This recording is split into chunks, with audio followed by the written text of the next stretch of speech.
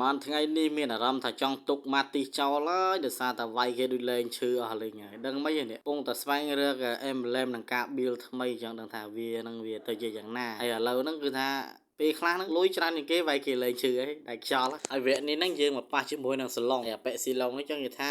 វាជាមួយនឹងម៉ាទីសហ្នឹងរៀងពិបាកនឹងគ្នាបន្តិចចឹងហើយបន្ទាប់ពីប្រហែលនាទីក្រោយមកហ្នឹងខ្ញុំបាន level 3ចិត្ត level 4ហើយមើលស៊ីឡុងហ្នឹងគេបាន level 2ចិត្ត level 3ចឹងណាចឹងថាខុសគ្នាប៉ុន្តែពេលនោះរៀងឈឺជាងមិនឈឺស្អីទេដោយសារតែគេហ្នឹងចាប់យើងចូលទៅរែនចឹងទៅឈាមយើងរៀងឡូជាងហើយយើងកាត់មកមើលនាទីទី8ហ្នឹងចឹងថាខ្ញុំបានមកគៀលនឹងជួយគេបានមួយហើយកន្លែងនេះហ្នឹងក៏មិនខាងអាមីតចឹងណា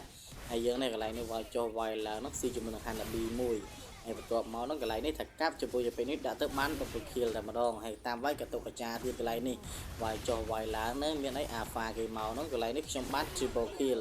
ហើយមានយ៉ាគេតែអត់បានសោះនៅអស់គ្នាឈាមសល់ពីងាប់របស់គេទៀតកន្លែងនេះពីអ្នកអាកៃហ្នឹង enemy តាមវាយខ្ញុំនេះសិតតែ flick ថយក្រោយហ្នឹងក៏វាក៏វត្តទៅដាក់កាឌីតានេះងាប់បាត់កមួយហើយបន្ទាប់មកហ្នឹងអាហ្វាមកហ្នឹងក៏វាយខ្ញុំហ្នឹងបាត់កទៅតាមកាឌីតាដែរទៅលុយសតបណ្ដើកន្លែងនេះហ្នឹងក៏វាយគេលន់ហ្នឹងស៊ីឡុងគេប្រងលេងផ្លូវកាត់សតាបុកតរ៉េតអីណាហើយខ្ញុំនេះក៏ recall មកផ្ទះមកមានហើយកន្លែងនេះក៏បានប៉ះជាមួយនឹងលបងស៊ីឡុងហើយស៊ីឡុងគេបាន spell វាយលឿនគេហ្នឹងខ្ញុំពីអ្នក god នេះវាយចូលឡើងចាក់ជ្រួច Hasland មួយហើយថារត់ទៅជួយវាយគេវិញមានអីឃើញ enemy ងាប់អស់ហើយមានអីឈើកលី recall លេងប្រយ